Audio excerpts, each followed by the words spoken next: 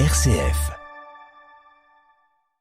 Nous sommes en compagnie de Marguerite Ray. Bonjour Marguerite. Bonjour. Alors, on va parler d'une activité organisée par les Grandes Heures de la Cambre.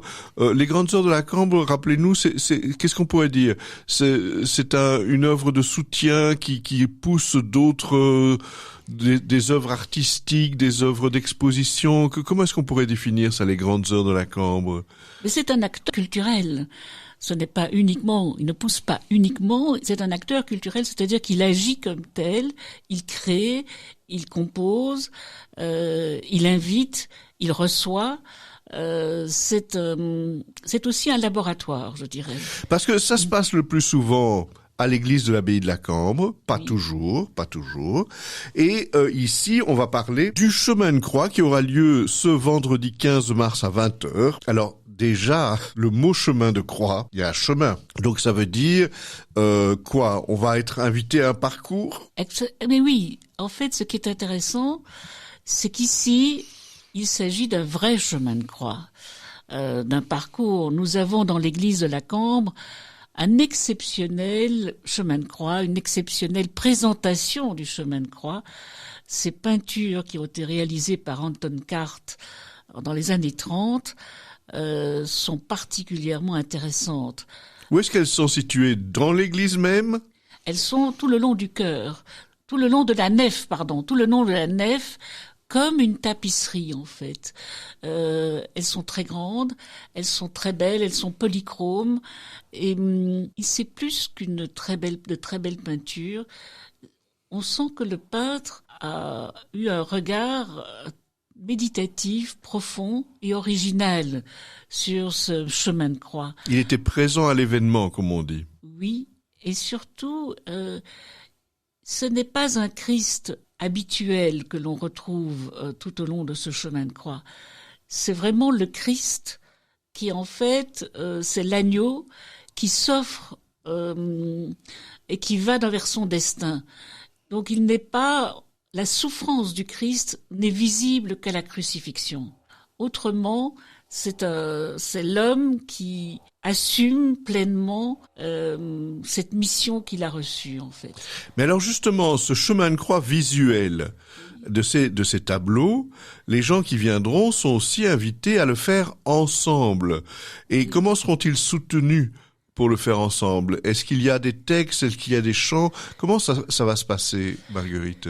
Mais c'est un chemin de croix où nous avons la chance et le bonheur d'avoir la chorale, le chœur, même c'est un chœur, Domino Cantes, qui est le chœur de la paroisse polonaise des Dominicains, qui a un très beau répertoire de musique sacrée, qui est consacré justement au thème de la passion et de la crucifixion. En fait, le chemin de croix se déroule de la façon suivante, comme tout chemin de croix par une première invocation, et ensuite par une méditation. Cette méditation, elle est écrite en contemplant les œuvres d'Anton Cart. Et l'objet est de rendre vivant ce drame que nous sommes appelés à contempler, à méditer, à prier. C'est une des plus grandes prières qui nous est offerte et qui a une très grande puissance. Mais alors, ces méditations... elles ont été composées par qui? Qui est-ce qui regardait ces tableaux d'Anton Cart? Alors, je vous dirais que je connais cette église depuis très longtemps. Oui. J'admire ces tapisseries qui n'en sont pas, mais qui sont des énormes peintures depuis très longtemps. Et je suis fascinée par elles. Et je trouve qu'il est très facile d'entrer dans ce mystère de la passion. Et je n'ai pas pu résister à écrire ces méditations. Donc ce sont vos méditations qu'on va entendre pendant ce chemin de croix, alors, en alternance avec les compositions du répertoire du chœur Domino Cantes. C'est bien ce que j'ai compris. Oui, c'est ça. Ce sont ces méditations qui sont inspirées par les œuvres d'Anton Cart, avec en arrière-plan chaque fois ces œuvres musicales qui seront interprétées de façon assez brève du reste, parce que c'est pas un chemin de croix qui va durer 3 heures. il est limité dans le temps, il dure 1 heure. Donc l'ensemble des méditations comme l'ensemble des interventions musicales sont brèves mais percutantes. Mais justement, la lecture de ces méditations que vous avez composées, c'est vous-même qui le ferez, Marguerite ? Écoutez, vous me poussez dans tous mes retranchements, cher ami.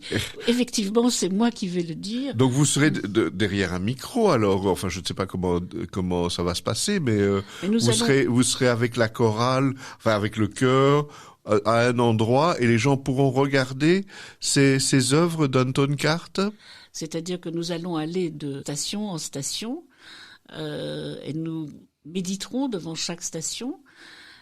Et le chœur va rester dans le cœur de l'église, il ne va pas bouger. Par contre, le président de la célébration ouvre chaque station, et dans chaque station, il y a cette méditation qui est lue, qui est interprétée. Ce que nous avons cherché à faire dans ce chemin de croix, c'est d'abord de dépoussiérer le chemin de croix. Pour beaucoup de monde, le chemin de croix est une pratique routinière, un peu dépassée, qui fait partie d'une époque. Et en fait, ce que nous avons voulu faire, c'est de lui donner une nouvelle vitalité, une nouvelle vie. C'est de le regarder sous un autre regard. Et c'est de profiter de la jonction qui pouvait être réalisée entre l'art pictural, la musique et la littérature. Je puis dire que la méditation, telle qu'elle sera lue, est d'un genre particulier. Mais donc c'est pas du tout un concert, c'est une sorte de chemin spirituel dans lequel on est invité à entrer. Ça veut dire d'une certaine manière, on n'a pas un rôle que passif, on a aussi un rôle de se laisser imbiber par des paroles, par des musiques, par de l'art visuel. Ça veut dire que d'une certaine façon, on doit être ouvert au changement alors durant ce parcours du chemin de croix. Mais ce parcours du chemin de croix est évidemment, ce n'est pas véritablement un concert. Ce n'est pas un concert au sens classique du terme. C'est en fait un événement plurisensoriel, si je puis dire, qui concerne à la fois le regard, qui concerne l'ouïe, qui concerne le cœur tout simplement, la sensibilité, les émotions, et qui invite à découvrir la profondeur multisensorielle et la réalité de ce qui a été vécu. Une réalité très humaine finalement. Hein. Une réalité très humaine et qui nous renvoie à nous, qui nous renvoie chaque fois à notre agir, à notre.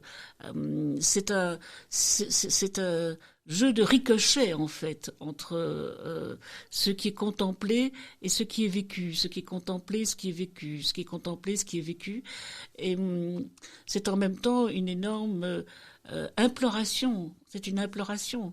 On se joint à l'imploration qui émane de ce parcours, en fait.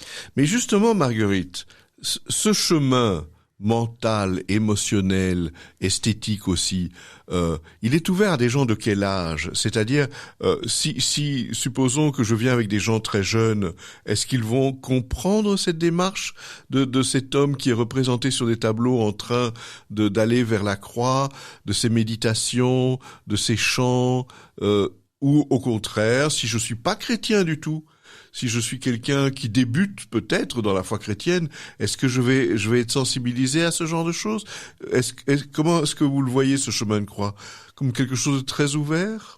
Alors, au niveau de l'âge, ce n'est pas conçu pour les enfants. Ça n'est pas conçu. Nous faisons des activités pour les enfants. Ici, je dirais qu'un jeune à partir de 10-12 ans peut très très bien entrer dans cette perspective. Plus jeune peut-être aussi, ça dépend de son... Comment ils ont été préparés. Ça dépend de sa préparation, ça dépend de sa préparation, c'est tout à fait juste. Vous me posez la question également de du positionnement de foi vis-à-vis de cette démarche. Est-ce que quelqu'un qui ne croit pas pourrait être intéressé?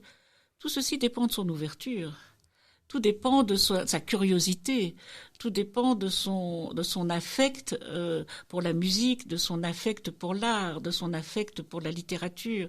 Est-ce qu'il est intéressé de vivre une réalité qui est pour lui une découverte, ou est-ce qu'il en sera tout à fait heurté? Il est certain que c'est une démarche plus religieuse que normalement un concert.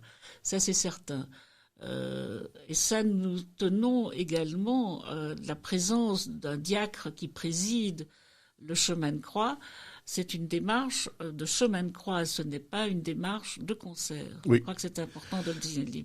Si vous avez encore des questions ou si tout simplement vous voulez dire que vous allez venir ou bien encourager, n'hésitez pas à aller voir sur le site lesgrandesheures au pluriel.be. Il faut peut-être réserver ces places parce que c'est pas nécessaire. Non. Je voulais dire que c'est absolument libre. L'entrée est libre. On peut évidemment signaler que l'on prévenir. C'est toujours sympathique, mais ce n'est pas indispensable. Bien au contraire, vous êtes les bienvenus c'est tout à fait libre. Il y a simplement un petit chapeau qui est prévu parce que nous avons comme certains frais dans l'organisation d'un tel événement. Mais nous tenons beaucoup à ce que tous ceux qui ont envie de venir puissent venir. Alors, évidemment, je rappelle que aussi, si ça commence à 20h, il vaut mieux venir un peu avant, hein, c'est quand même raisonnable, même si les places de parking sont assez faciles à trouver dans les environs de l'église de l'abbaye de la Cambre. Je vous rappelle donc que ce chemin de croix à l'église de l'abbaye de la Cambre a lieu le vendredi 15 mars à 20h. N'hésitez pas évidemment à aller voir le site lesgrandesheures.be. Merci beaucoup Marguerite Ray, à bientôt. Merci.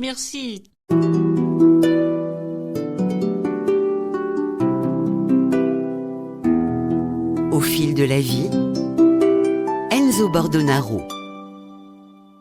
Ici Enzo Bordonaro, je reprends un peu la parole pour vous demander un retour, si vous avez le temps, de nous écrire une carte postale sur l'émission Au fil de la vie que vous venez d'entendre.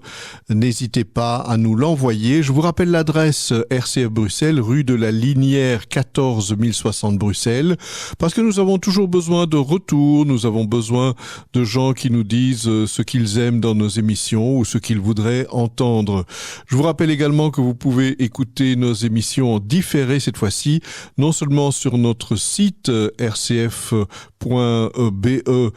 avec évidemment l'onglet de Bruxelles, mais aussi sur d'autres pages de réseaux sociaux comme Facebook, Instagram, LinkedIn, Spotify ou encore d'autres pages de réseaux sociaux. N'hésitez pas à nous laisser un message. À bientôt.